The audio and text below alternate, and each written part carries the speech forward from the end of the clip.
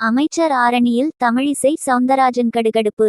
திருவண்ணாமலை வடக்கு மாவட்ட பாஜக சார்பில் ஆலோசனை கூட்டம் மாவட்ட தலைவர் கவிதா வெங்கடேசன் அவர்கள் தலைமையில் ஆரணியில் நேற்று நடந்தது. மாவட்ட பொதுச் செயலாளர் சதீஷ், முன்னாள் மாவட்ட துணைத் தலைவர் தீனன் ஆகியோர் முன்னிலை வகித்தனர்.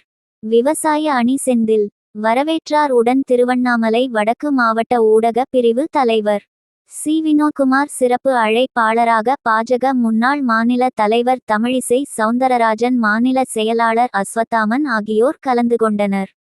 கூட்டத்தில் தமிழிசை சவுந்தரராஜன் பேசியதாவது: தேர்தல் தோல்வி குறித்து மாநிலம் முழுவதும் பாஜக ஜனநாயக ரீதியாக கட்சி நிர்வாகிகளிடம் கருத்து கேட்டு வருகிறது. வருங்காலத்தில் தமிழகத்தில் பாஜக வலுவான கட்சியாக மாறும். பிரதமர் மோடி தமிழகத்துக்கு 11 லட்சம் ரூபாய் கோடி நிதி வழங்கப்பட்டது.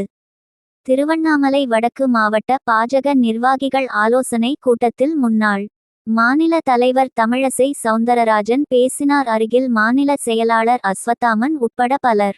திமுக தோல்வி அடைந்ததற்கு எதற்கெடுத்தாலும் மத்திய அரசு நிதி ஒதுக்கவில்லை என்று தொடர்ந்து குறை கூறியதுதான் காரணம். முதல்வராக ஜோசப் விஜய் பதவியேற்ற 15 நாளில் மின்சாரம் துண்டிப்பு, லஞ்சம், கொலை, கொள்ளை, பாலியல் வன்கொடுமை என 15 சம்பவங்கள் நடந்துள்ளன. தொழில்துறை அமைச்சர் முதலீடு கேட்கும் அளவுக்கு தமிழகம் அவலநிலையில் உள்ளது.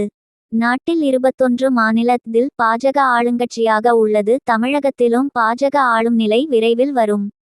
அதிமுக எம்எல்ஏக்களை ராஜினாமா செய்ய வைத்து முதல்வர் ஜோசப் விஜய் அவர்களை த.வே.க.வில் இணைத்து வருவது ஜனநாயகத்துக்கு எதிரானது. பிரதமரை சந்திக்க சென்ற முதல்வர் விஜய்க்கு வெறும் 10 நிமிடம் மட்டும்தான் ஒதுக்கப்பட்டதாக ஊடகங்கள் கூறுகின்றன.